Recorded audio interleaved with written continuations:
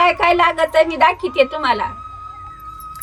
हा बघा थोडंसं मीठ घालायचं, जिरे घालायचे आणि लसूण घालायचं आणि कांदा कापून तळ्याला गोळसायचा एवढंच लागतं.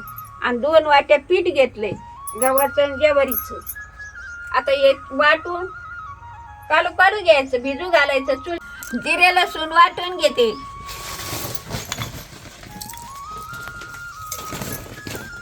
असंच वाटीतच जायचं लिकी बाई हो.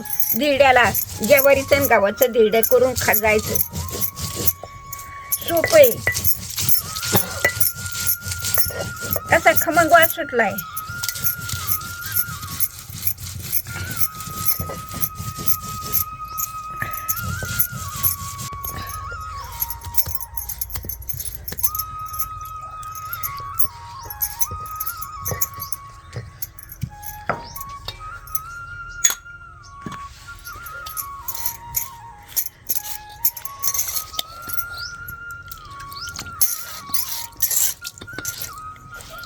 थोडंसं मीठ सोडून घेते.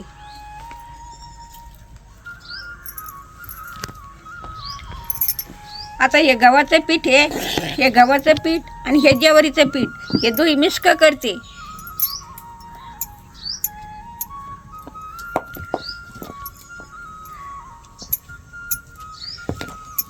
आता हे कालू कालू घेते.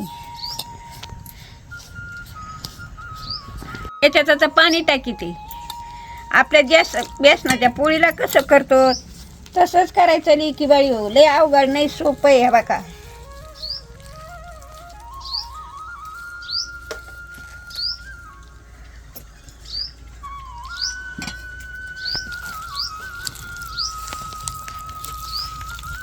लय गाठी नाही बनवून द्यायच्या. मऊसूत मळू मळू घ्यायचं एकजीव करून शीन.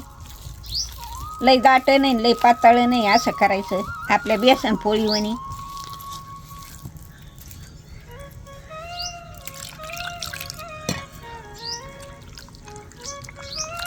आता का वाटून जिरे लसूण वाटून ज्वारीचं पीठ मीठ आणि गव्हाचं पीठ हे आता सगळं कालाकिथा करून कालून घेतले. असंच कालीजत जायचं धिरड्याला. आता हे बघा ह्यो कांदा घेतलाय, ह्यो कापून घेते. हो का असा, हा बघा असा कांदा कापून घ्यायचा.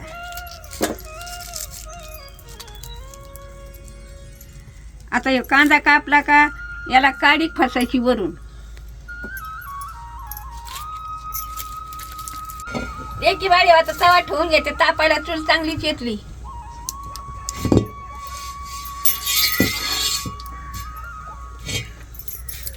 वाळी हो आता जरशी कोथमीर टाकीची याच्यात वरून शी.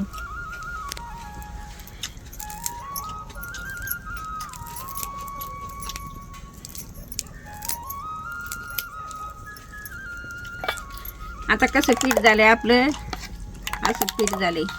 असंच कालू कालू घेत जायचं, मळू मळू घेत जायचं. हा बघा आता वगळवर तेल घेते.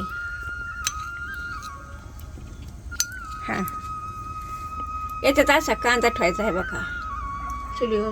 मग असं घोसायचा कांद्याने तवा. हा बघा लेकी बाळी हो. हा बघा तेल घेतलंय वाटीत, कांदा घेतलाय कापून, त्याला काडी खोसली आणि ह्या बघा इकडे बघा असं तेल फिरायचं. असं तेल फिरू फिरू काढायचं. आणि आता ह्या बघा वाटीने मी हे घेतलंय पीठ घेतलंय बेसनावणी. बेसन पिठासारखं असं जाता फिरायचा. आता ह्या बघा असं वरून पाणी फिरून असं रुंदायचं.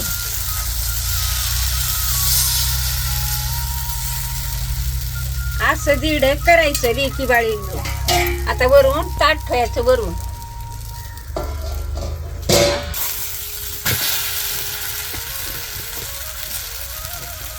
फिरायचं थोडं थोडं थोडं थोडं.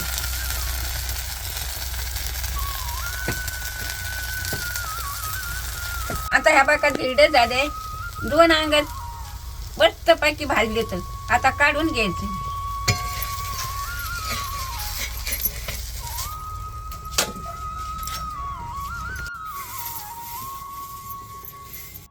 आता हा बघा आणखी सोडी ती